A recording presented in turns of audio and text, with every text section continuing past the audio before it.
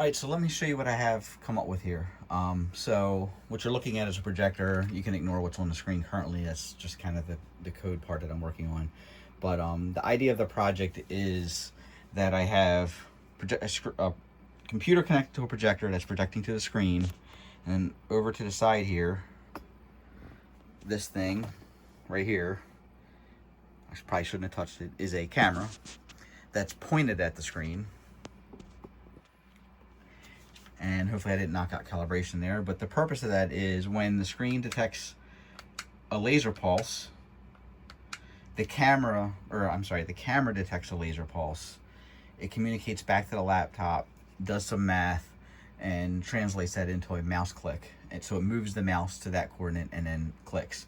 And what I'm using to do the clicks is this right here. So I don't know how in frame I am right now, but this is a training firearm. It's not capable of firing a live round. It's used for dry fire practice, but it fires a laser pulse. So when I pull the trigger, I get the laser pulse. So the whole idea of that, this whole project, is to be able to play the old light gun games. So the problem I'm currently having is latency. So the mouse clicks seem to register really good, like they're really accurate. But the latency is in the projector. There's about 240 milliseconds of latency in the projector itself that I can't solve unless I just get another projector. The projector doesn't have game mode or any other kind of low processing modes to reduce that. Outside of the projector, calculated latency in the rest of the system, that is the camera doing the machine vision work, computing that into the mouse coordinates and all of that whole part of it, is on the order of like 30 or 40 milliseconds. So a lot more manageable. Not perfect, but you know, nothing's instant. So all that being said, I'll shut up. I'm going to turn the lights off, and then I'm going to fire up Duck Hunt. Okay, so here's Duck Hunt. The sound is turned off. Before I play it, I just want to mention that this is going to be the worst session of Duck Hunt you'll ever see, because the latency just kills me. It's very hard to actually make a shot because the ducks move out of the way before your shot actually registers because of the lag I mentioned previously. But you'll see, as a proof of concept, it works. And any hits I get are kind of because I'm leading the target. I'm leading it by about a full duck length.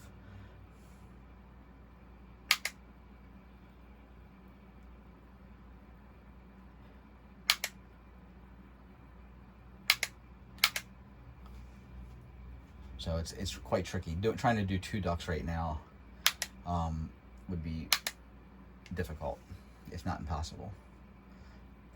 So if I get another projector and solve the latency problem, this will be a lot more viable.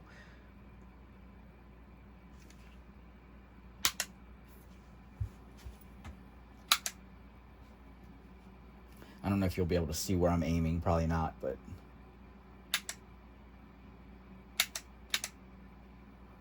that was my fault.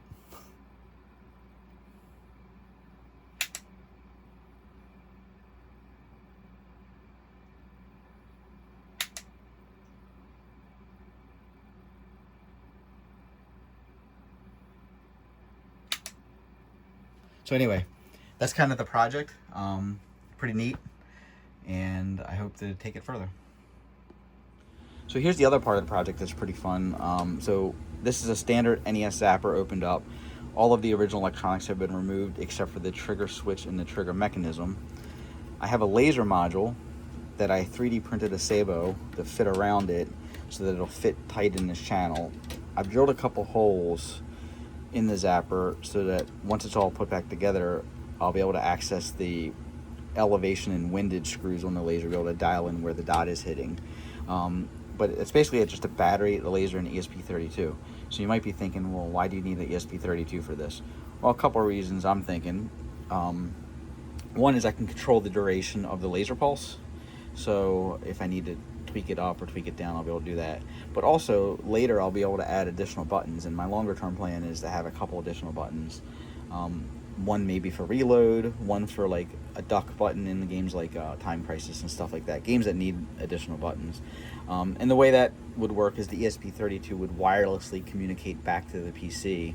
I'm not sure whether Bluetooth or whether I come up with a custom thing, but on the PC side, it'll basically show up either as a game controller or mouse buttons. Haven't really figured out how I'm going to do all that or what's the best path there, but all of that should be possible. And having a processor in here just opens that all up for flexibility later. So anyway, that's the other part of this. The intention is when it's all put back together, from the outside it'll just be an NES zapper without a cord on it, really. So it'll feel just like the original, because it is. So anyway, that's another fun part of all of this.